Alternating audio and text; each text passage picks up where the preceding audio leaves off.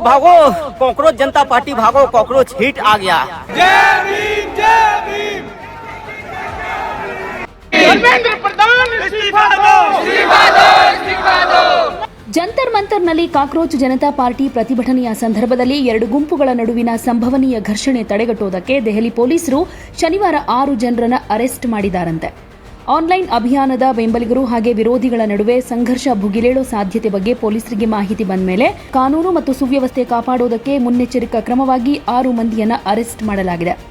ಯಾವುದೇ ಕಾನೂನು ಮತ್ತು ಸುವ್ಯವಸ್ಥೆಗೆ ಭಂಗ ಇಲ್ಲದಂತೆ ಪ್ರತಿಭಟನೆ ಶಾಂತಿಯುತವಾಗಿ ಮುಕ್ತಾಯಗೊಳಿಸುವ ನಿಟ್ಟಿನಲ್ಲಿ ಈ ಕ್ರಮ ಕೈಗೊಳ್ಳಲಾಗಿದೆ ಅಂತ ಅಧಿಕಾರಿಗಳು ತಿಳಿಸಿದ್ದಾರೆ. ಸಿಜೆಪಿ ಸಂಸ್ಥಾಪಕ ಅಭಿಜಿತ್ ದೀಪ್ಕೆ ನೇತೃತ್ವದಲ್ಲಿ ನಡೆದ ಪ್ರತಿಭಟನೆಯಲ್ಲಿ 100 ಜನ ಭಾಗಿಯಾಗಿದ್ದರು.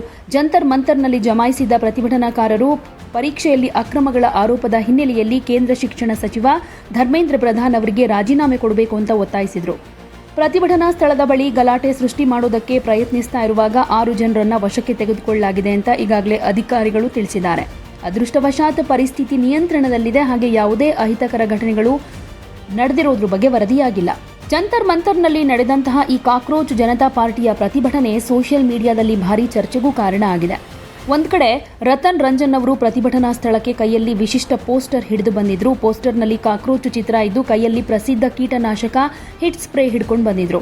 ಪ್ರತಿಭಟನಾ ಸ್ಥಳದಲ್ಲಿ ಮಾಧ್ಯಮಗಳ ಜೊತೆ ಮಾತನಾಡಬೇಕಾದ್ರೆ ಅವರು ನಾನಿಲ್ಲಿ 20 ಮಿಲಿಯನ್ ಕಾಕ್ರೋಚ್ಗಳನ್ನು ಹುಡುಕ್ತಾ ಬಂದಿದ್ದೀನಿ ಅಂತ ವ್ಯಂಗ್ಯವಾಗಿ ಹೇಳಿ ಸಿಜೆಪಿ ಹೇಳ್ಕೊಳ್ತಾ ಇರೋ ಬೆಂಬಲಿಗರ ಸಂಖ್ಯೆಯನ್ನ ಟೀಕೆ ಮಾಡಿದ್ರು. ಅವರ ಮಾತುಗಳಿಗೆ ಕೆಲವರು ಚಪ್ಪಾಳೆ ತಟ್ಟಿದ್ರೆ ಮತ್ ಕೆಲವರಿಂದ ವಿರೋಧ ಕೂಡ ವ್ಯಕ್ತವಾಯಿತು.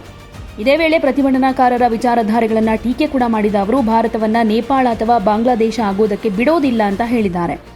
ಈ ಹೇಳಿಕೆ ಕೂಡ ಸೋಷಿಯಲ್ ಮೀಡಿಯಾದಲ್ಲಿ ತೀವ್ರ ಚರ್ಚೆಗೆ ಕಾರಣ ಆಗಿದ್ದು, ಕೆಲವರು ಇದನ್ನ ದೇಶಭಕ್ತಿಯ ಹೇಳಿಕೆ ಅಂತ ಕರೆದ್ರೆ ಇನ್ ಕೆಲವರು ಅನಗತ್ಯ ರಾಜಕೀಯ ಹೋಲಿಕೆ ಅಂತ ಟೀಕೆ ಮಾಡಿದ್ದಾರೆ.